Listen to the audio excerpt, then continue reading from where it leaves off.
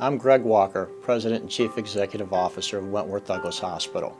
Wentworth-Douglass Hospital was a small 30-bed cottage hospital when it opened in 1906. Most of the technologies and medicines we rely on today are yet to be invented. Only a handful of doctors practiced general medicine, including surgery. At that time, nurses trained, worked, and lived at the hospital. Babies were born at home, and the majority of inpatients received care at no charge, thanks to the philanthropy of Dover citizens. Family donations set this hospital on a steady course to meet the demands of our community for the highest possible quality care.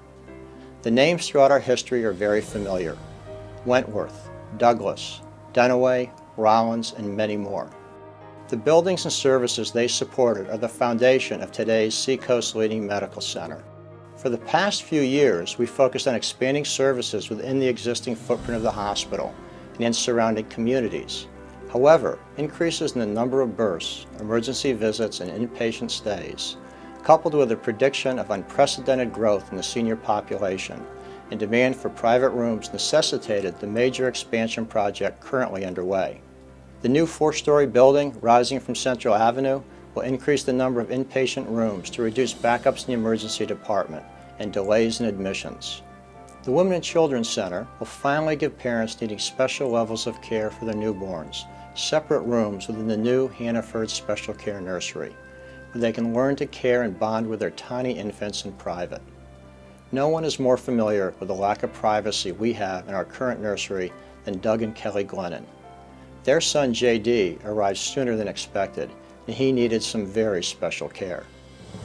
Here is their story. It was a Saturday, September 25th, 6.5 weeks before our due date, and I woke up first thing in the morning and my water had clearly broken. We arrived at the hospital about 8 in the morning. When they did the ultrasound, they found out that our son was in a breech position, so in essence he was upside down, which meant a C-section. He weighed 5 pounds, 2 ounces when he was born. I held him for the first time, and it was a really special moment. And I remember feeling like it was just the 3 of us in the room for about maybe 2 minutes. And then I think we both realized there's other families all around us staring at us while we're having this special moment. But I remember thinking to myself, boy, this would be extra special, or I think easier on us if we were in a private area, had some privacy.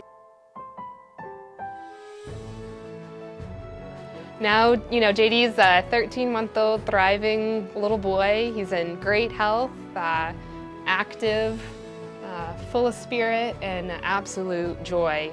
He's a precious little boy. There's a lot to say.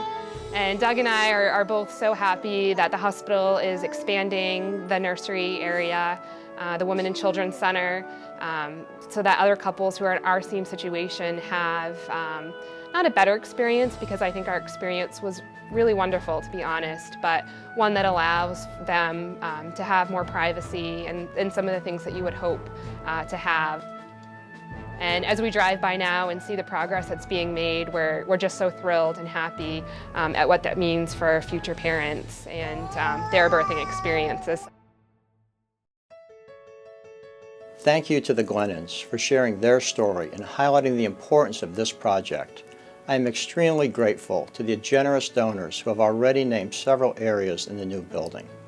The charitable mission of Wentworth-Douglass Hospital permeates every decade since our founding, and it is as vital today as it was in the early 20th century.